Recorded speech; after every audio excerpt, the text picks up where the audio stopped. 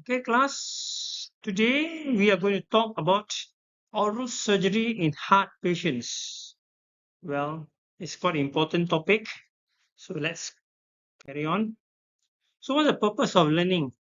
Because it is involving the cardiac conditions of interest to the dental surgeon, and we should know something about metastatic infection, goals of prophylactic antibiotic therapy, indications and contraindications of prophylactic antibiotic therapy, antibiotic regimen by the American Heart Association and American Dental Association, and also cardiac conditions indicated for prophylaxis antibiotic. And why do we need to give prophylaxis antibiotic? The advantages and disadvantages of prophylactic antibiotic. Principles of prophylactic antibiotic. Is prophylactic antibiotic a must? It's a question that we should ask ourselves whether you need to give or not to give. Or patients with angina pectoris, myocardial infarction, or coronary artery bypass graft, CABG. This is a simple circulatory diagram showing you how the blood is circulated. Just for refreshing your mind, the cardiovascular system is a blood transportation network comprising of the heart and blood vessels. Blood becomes oxygenated in the lungs and travels in the pulmonary vein to the heart at the left atrium, from where it flows to the left ventricle through the mitral valve. This is the diagram showing you a simplified version of the heart, how the blood comes in into the chambers in the ventricle and then pumped out to the lungs, get oxygenated and back to the atrium and back to the ventricle and pumped out to the aorta to the rest of the body. I'm sure you remember all that. And then those with still on circulation, blood leaves the left ventricle through the aortic valve to the aorta, the body's main artery, and is distributed via arteries throughout the body. That is, the blood in the artery is the oxygenated blood.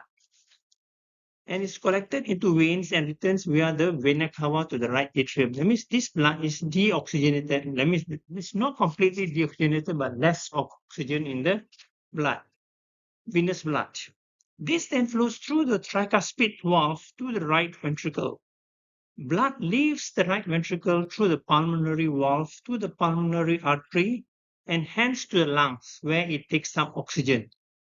So this is the diagram showing you how the pulmonary arteries enter the lungs and then through the pulmonary veins back to the heart, and then from the heart pumped out to the aorta to the rest of the body. The key point here is ischemic heart disease is common and potentially fatal. Stress and anxiety can precipitate cardiac events. The common clinical features of cardiac disease include breathlessness, chest pain, palpitations, and cyanosis, clubbing, or from measuring the blood pressure from palpation of the pulse or from listening to the heart auscultation. Serious heart disease is not always symptomatic. That means the patient may not have all the signs, and patients can die suddenly from myocardial infarction despite having experienced neither chest pain nor any other symptom. Also, many patients with manifest cardiac disease can have signs and symptoms effectively controlled so that they may superficially appear well. Often, only the drug history gives a clue to the nature of the cardiac illness. Causes of cardiovascular disease can be divided into organic heart disease and functional disorders of the heart. Well, the organic heart disease, we will touch on the myocardial. That is the overload secondary to hypertension or valve disease, or coronary ischemic heart disease, and also cardiomyopathies. Now, endocardial rheumatic heart disease, congenital anomalies, infective endocarditis. And now we come to the pericardial surrounding part of the heart. Pericarditis is inflammation of the pericardium, pericardial effusion. This is all about organic heart disease which can cause cardiovascular problem. Now we go on to the functional disorder. This can be due to hypertension, due to abnormalities in the heart rate, that is like tachycardias, bradycardias, and other arrhythmias. It can also be in the form of changes in circulatory volume, the amount of blood circulating in the patient's body. Hypovolemic, which is normally shock syndrome, can have a hypovolemic circulatory overload and others which can cause problems to the heart. Now, let's classify the congenital heart disease. It can be either acquired or cardiac failure. Or that means there are three reasons: congenital heart disease, acquired, or there's a cardiac failure. Now, congenital heart disease defects are the most common type of heart problem in children, present in about 1% of live births. Coronary heart disease includes a wide variety of structural defects that can lead to malformations such as arrhythmias or flow problems. Vessels or valve stenosis or obstruction and septal defects strain the myocardium. Myocardium is heart muscles. Coronary heart disease may be cyanotic, blue babies, where there is a right to left shunting. The blood mixes from the right to the left. That means oxygenated, deoxygenated blood get mixed. And in general, these are more severe defects. Or acyanotic, which is generally less severe. Cyanosis and hypoxia can lead to neurological defects and polycythemia with hypercoagulability and thrombosis and systemic infections, example, brain abscess. Now, this table on the thing shows to you the types of congenital heart disease. You have the cyanotic and the acyanotic. Under the acyanotic, there is with no shunt and with left to right shunt. That means there's mixing of blood on that side. So let us see what sort of problems and diseases that can cause cardiac problems to the dental patient. Eisenmenger syndrome, okay, under cyanotic, phellostetrology, pulmonary atresia, pulmonary valve stenosis, total anomalous venous drainage, transposition of great vessels, and tricuspid atresia. Now we go back to the acyanotic with no shunt, that means there's no mixing of the blood, and with left to right shunt. Under the with no shunt, you have aortic stenosis, where the valve there has been stenosed. And then you have bicuspid aortic valve problem or coarctation of the aorta. Then you have the dextrocardia. That means the heart is not placed in the proper. Dextro means not in the right position. Mitral valve prolapse. Atrial septal defect will be under the thing of acyanotic with left to right shunt. Patent ductus arteriosus PDA, which is one of the common causes when child is born and that the septal defect doesn't close up. Ventricular septal defect VSD. Causes of congenital heart disease is unidentified, but some have genetic cause, maternal infections, congenital rubella, herpes, or cytomegalovirus infection. Maternal drug use, example, alcohol, anticonvulsants, or lithium. So we can see in some of the syndromes like Down syndrome, where you have the atrioventricular defect and also patent ductal arthrodesis, and phalloid tetralogy. They are seen in Down syndrome. You have ethnos Danlos, where there is mitral valve prolapse. Friedreich is hypertrophy of the cardiomyopathy. Holt-Oram, you have the ASD and VSD defects there. And then you have the Klinefelter, which is the aortic septal defect. Then you have Marfan syndrome, mitral valve prolapse, aortic regurgitation occurs there. Noonan syndrome, pulmonary stenosis, sometimes phalloid tetralogy. A Turner syndrome can also see coarctation of the aortic stenosis, and Williams syndrome, supravalvular aortic stenosis. Clinical features of congenital heart disease. Cyanosis, that is the bluish discoloration of the lips or the mucosa or the fingers or the fingernails. And then you also have this finger clubbing, which is seen in these congenital heart disease patients. Example in phalloid tetralogy. You can also detect pulmonary hypertension, polycythemia, and hemorrhagic and thrombotic tendencies, means bleeding and thrombus formation and emboli. Hyperviscosity syndrome. Chronic hypoxia causes decreased neurological function. Obviously, then your brain will not be able to function well, and all the body systems will be affected.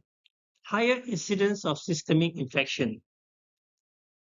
Dental aspect. All dental surgery staff should be certified in basic cardiopulmonary resuscitation, CPR. As shown in the diagram there, one person is pumping, the other person is listening to the heartbeat.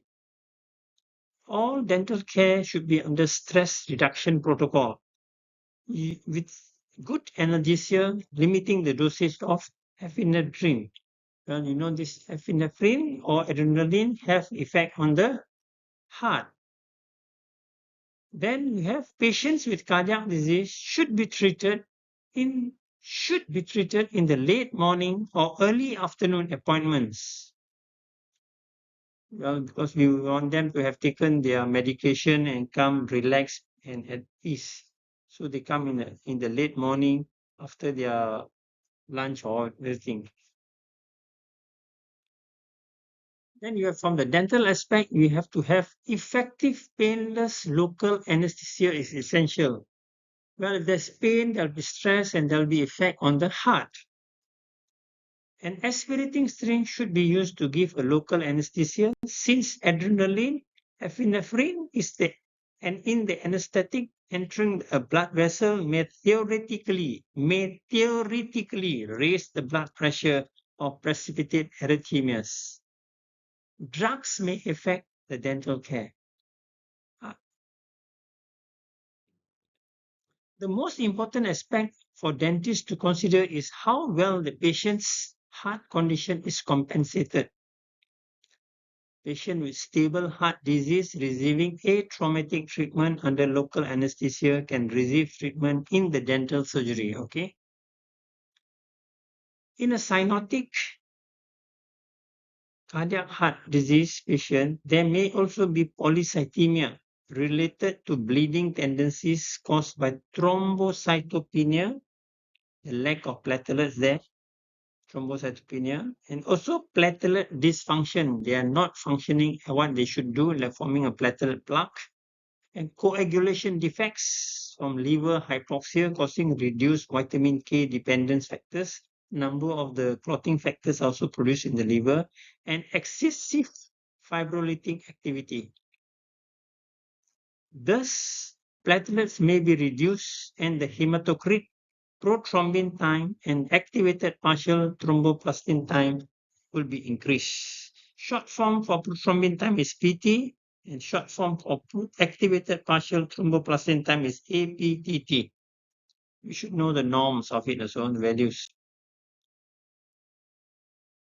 Oral abnormalities can be associated with cyanotic heart disease, delayed eruption of both dentitions, greater frequency of positional anomalies, enamel hypoplasia.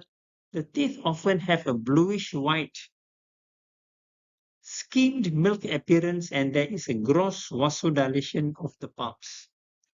They have greater caries and periodontal disease activity, probably because of poor oral hygiene and lack of dental attention. After cardiotomy, transient small white non-ulcerated lesions, mucosal lesions of unknown etiology may appear. These are some of the oral anomalies which are associated with cardiac heart disease. Now you have infective bacterial endocarditis. Just to give you a brief history, it was started off in those earlier days, they used to call it SBE, subacute bacterial endocarditis. But then people were having vague thoughts about it. How can you have subacute? There's nothing as such another acute or chronic. So they moved on and used the word infective endocarditis, which I feel until today is being used. It's a rare but potentially life-threatening infection, predominantly affecting the damaged heart valves. Let me show you this diagram here on the left side. There's the valvular endothelium is affected. Then you have platelet fibrin deposition, non-bacterial thrombotic endocarditis, which can lead to adherence, means sticking on, colonization, and vegetation is the hallmark on the walls. Okay, then you have mucous membrane trauma. Then you have trauma there, and then you have bacterium entering the mucus and can lead to adherence, colonization, and forming vegetation. This is showing you the heart and where the thing can happen, the vegetation. Patients at higher risk from infective endocarditis are those that have prosthetic valves, previous infective endocarditis, complex cyanotic congenital heart disease, example tetralogy of Fallot, surgically constructed systemic pulmonary shunts or conduits, mitral valve prolapse with regurgitation or thickened leaflets. Well, this is what happens to those who have this condition. That's why I stress to you that you should ask for the patient whether he's got any heart problem, any medical history, any surgery done, or any drugs he's taking.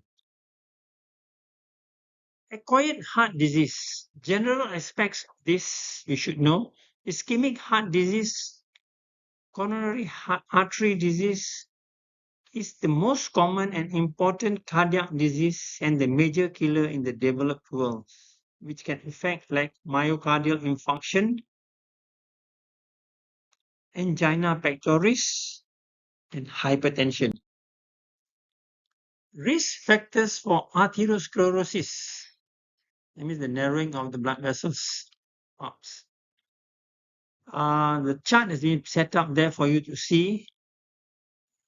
So you should be able to read the risks and protective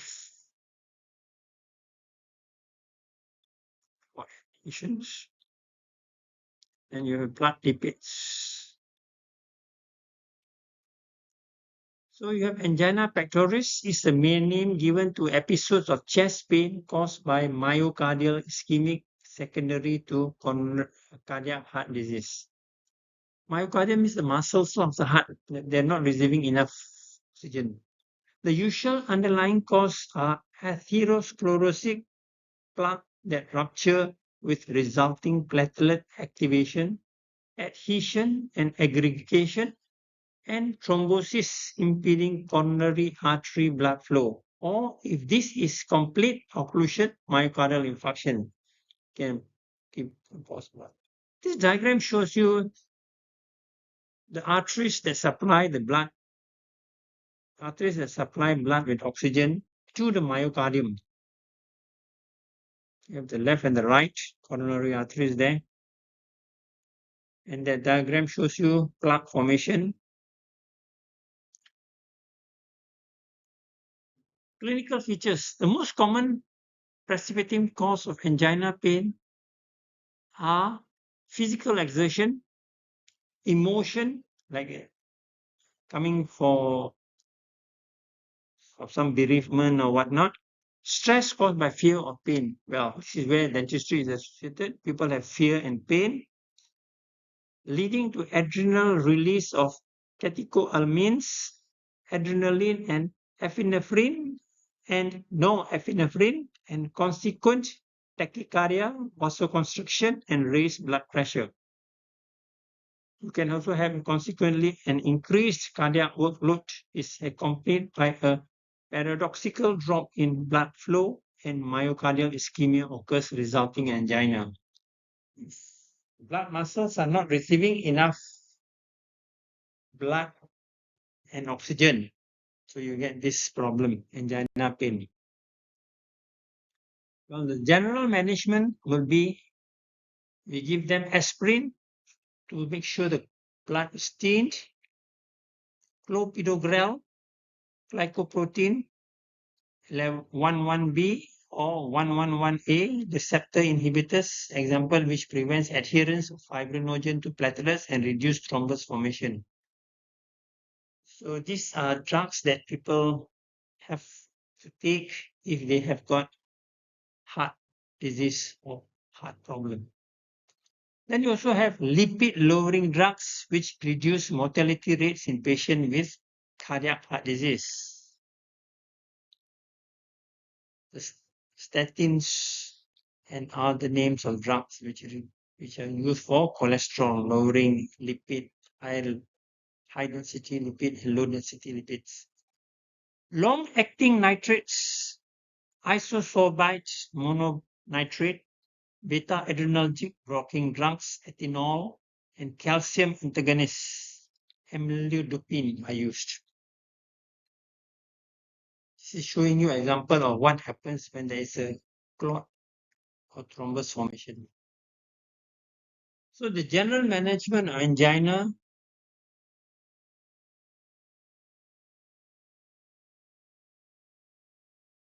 and we have this first thing they do a ballooning kind of thing there. Second one is you do stenting, usually done by cardiologists. CABG is done by the cardiothoracic surgeon. They use veins to connect anastomose blood to the heart muscles. So dental aspect, all dental surgery staff should be again certified in basic cardiopulmonary resuscitation, dental care with stress reduction protocol and with good analgesia, limiting the dosage of epinephrine. Patients with cardiac disease should be treated in the late morning or early afternoon appointments. And you should have effective, painless local anesthetic is essential. An aspirating syringe should be used to give a local anesthesia since adrenaline or epinephrine is the anesthetic solution entering a vessel may theoretically raise the blood pressure or precipitate it. Aspirating syringe is before you inject or deposit fully the local anesthetic, you aspirate just to see that you're not in a blood vessel. Drugs that may affect dental care. And then you have gingival retraction cords containing adrenaline, epinephrine should be avoided. These cords usually are used in departments like cons where they do crown preparation and they want to see the margins. They will shrink. They cause some contraction of the mucosa, then you can see clearly the margins. They got adrenaline or epinephrine. That should be very carefully used or avoided in such patients. Pre-operative GTN and sometimes oral sedations, example like Temazepam are advised. GTN is the one that put the drug 0.4 milligram under the tongue, which is very vascular and absorption should be rapid. The most important aspect for dentists to consider is how well the patient's heart condition is compensated. Patients with stable heart disease receiving atraumatic treatment under local anesthesia can receive treatment in the dental surgery. Then you have stable angina and unstable angina. So under stable angina, for anything but minor treatment under local anesthesia, the physician should be consulted. Consideration should be given to any other complicating factors such as beta blocker therapy, hypertension, cardiac failure. Patients with stable angina should be reassured and possibly sedated with oral diazepam. Prophylactic administration of GTN may be indicated if the patient has angina more than once a week.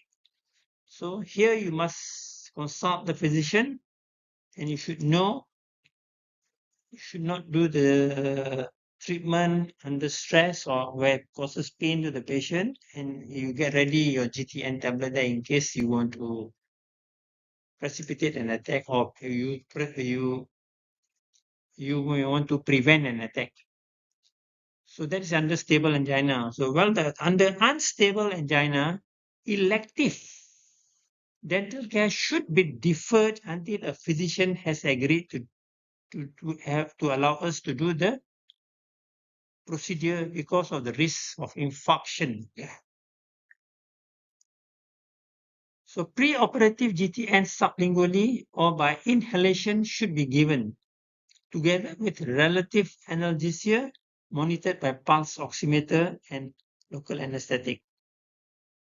However, such patients are best cared for in a hospital setting, as IV nitrates may be indicated. Emergency dental care should be the least invasive possible, using sublingually or inhalation, relative analgesia, monitored oximetry, and local. So, if you find a patient who is not stable in angina, preferably you should refer to in a hospital setting. Refer the patient to a oromaxillofacial surgeon who is usually stationed in a hospital for carrying out the treatment.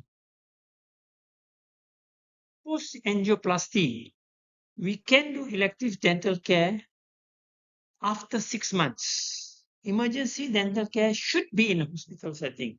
And it is when you have the history taking, you know that if you're going to do in hospital dental setting.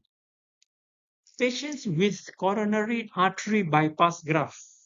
Patients should not receive an adrenaline or epinephrine containing local anesthetic since it may possibly precipitate angina. So you should give local anesthetics that don't have adrenaline in it. Or just give plain local anesthetic. For the first couple of weeks after surgery, the patient may feel severe pain when in the dental chair as effect of the surgery or whatnot. So, like I said, basically, all these patients are like the angioplasty and C and graft bypass. Refer them to the hospital setting. Patients with vascular stents are successfully engrafted. The main point here to be discussed earlier. The main points have been discussed earlier. It may be prudent to provide antibiotic cover if emergency dental treatment is required during the first 6 weeks post-operatively. Elective dental care should be deferred. Patients may require long-term anticoagulant medication. Appropriate action is required to deal with any bleeding tendencies. Myocardial infarction. The features of myocardial infarction or MI is chest pain described as pressure sensation, fullness or squeezing in the mid portion of the thorax, which may radiate to the lower teeth or the lower jaw, shoulder, arm, and to the back. Associated with dyspnea or shortness of breath, associated with epigastric discomfort with or without nausea and vomiting. Sometimes the patient may say he's got like heartburn and all that. Maybe mimic MI. Associated diaphoresis of sweating, excessive sweating, syncope or near syncope without any other cause, impairment of cognitive function without other cause. That means he doesn't know what's happening in cognitive function. Dental management, less than 6 months. Reinfarction of 50% has been reported in major surgeries. Simple emergency dental treatment under local anesthesia may be given during the first 6 months after MI, but the opinion of a physician should be sought. Well, the message here is always consult the patient's physician or the patient's surgeon who has done the cardiothoracic bypass before you carry on any dental procedures. Well, after 6 to 12 months, reinfarction of 20% has been reported in major surgery and other 5% in minor surgery done during that period. So if you're having any major surgery like removal of the submandibular gland or minor surgery like impacted teeth, these are the cases that you must remember. You should consult the physician first. Elective simple dental care can be carried out safely, but like simple dental care. But it is wise to minimize pain and anxiety. Higher risk procedures such as elective surgery may need to be deferred. More than a year, that's more than 12 months, reinfarction of 5% has been reported in major surgery done during this period. So our dental will be the level of risk will depend on the type of intervention. Surgery is at higher risk than conservative dentistry. Anxiety and pain minimize, and the physician advocate preoperative use of GTN. Hypertension is a persistently raised blood pressure.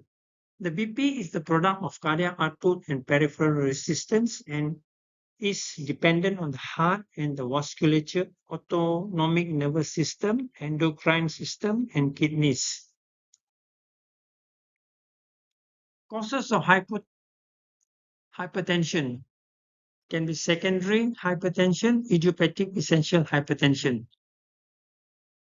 Renal disease, 80% of cases, renal artery disease, myelonephritis, glomerulonephritis, polycystic disease, okay, these are the secondary hypertension can cause.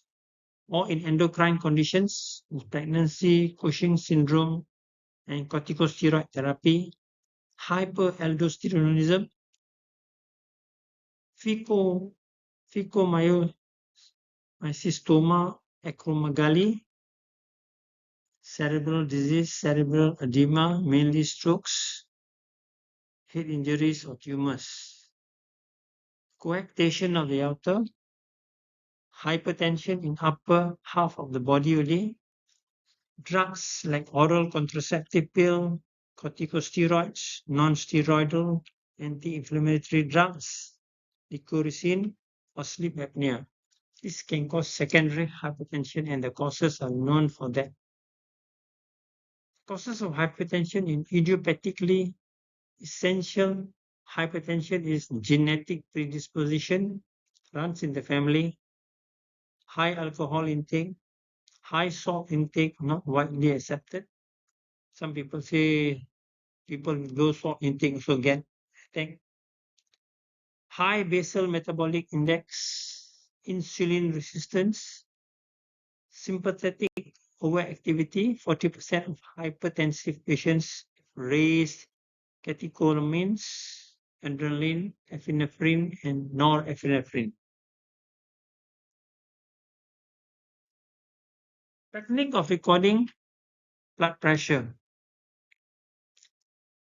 Manual technique for recording blood pressure. Alcohol and smoking should be avoided for 30 minutes before you measure the blood pressure. Allow the patient to sit or rest for as long as possible. Make sure that it's relaxed. Allow the patient to be calm. Place the 5 mm cuff on the right upper arm with about 3 cm the skin visible. At the antecubical fossa, the bladder should encircle at least 2/3 of the arm. Sometimes people are very, what you say, obese, and the cuff cannot go around them. So you have to think of another method how to get it. Can't recall lah. Palpate right cranial pulse, right bronchial pulse, sorry. After 5 minutes, inflate the cuff slowly to about 200-250 milligrams of mercury or until the pulse is no longer palpable. Deflate the cuff slowly, record the systolic pressure, and deflate the cuff further until tapping sound occurs. Repeat the blood pressure or the systolic and diastolic pressure if you find that the readings are high or not accurate. Usually 3 days consecutively taking blood pressure when the blood pressure is high, then you can classify the patient as high BP. This is a chart showing you high blood pressure, millimeters in systolic and diastolic. Well, from a dental aspect, routine dental care can be carried out if it is less than 140 systolic and less than 90 diastolic. 140 to 159 systolic and diastolic 90 to 99. Recheck the BP before starting routine dental care. This should be a guide for us lah. Guide. Then it's up to you if you feel the patient overall is healthy or not, or safe or not to carry out the procedure. 160 to 179 systolic blood pressure, 95 to 109. You can recheck the blood pressure, seek medical care advice before routine dental care.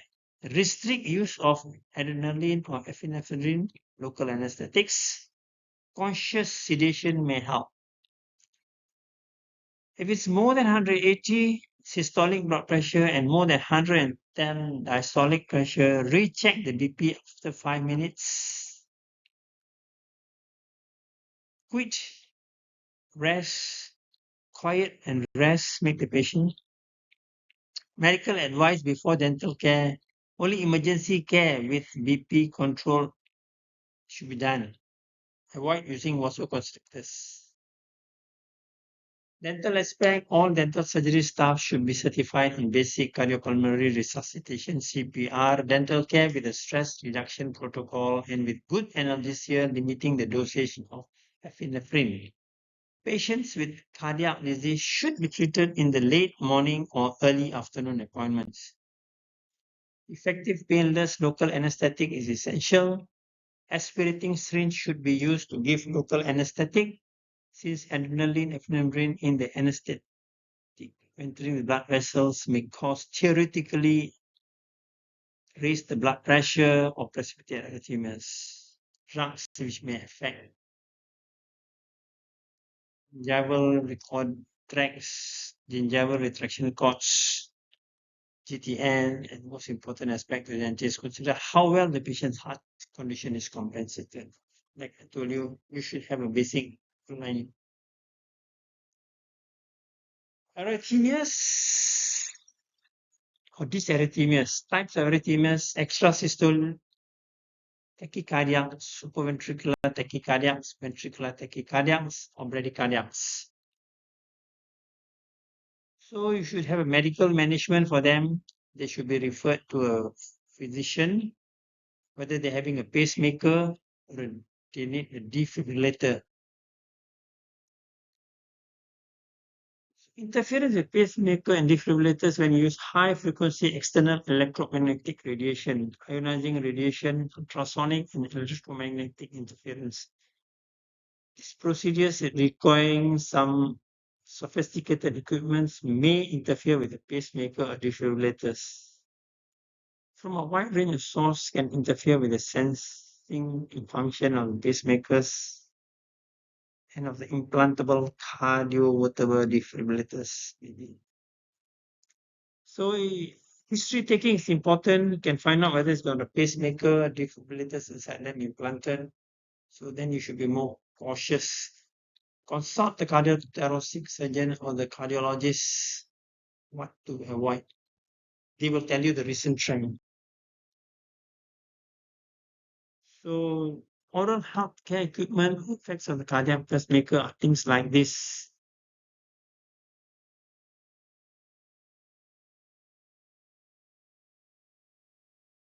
Things like amalgamator, composite like curing, dental chair or light, dental handpiece do not usually interfere with the pacemaker or the thing. Unlikely lah. Dental radiography, electric toothbrush, electric apex locators, electronic pulp testers, microwave ovens, all these things do not usually interfere with their pacemakers. And procedures like in the dental surgery or in where you use diatomy units, electronic dental amalgams units can interfere with these pacemakers, or electrosurgical units can interfere, and other things which I've listed up there. TENS is usually done by the physiotherapist, transcutaneous electrical nerve stimulation units, where you have a nerve is damaged and you want to stimulate the nerve. The only safe procedure under such circumstances is to avoid the use of all such equipment whenever a patient with a pacemaker is being treated. Patients should be treated in the supine position and electrical equipment kept over 30 centimeters away. Rapid repetitive switching on electric instruments should be avoided. Diagnostic radiation and ultrasonographic have no effect on pacemakers even with cumulative doses, but faulty equipments can cause problems. Thank you.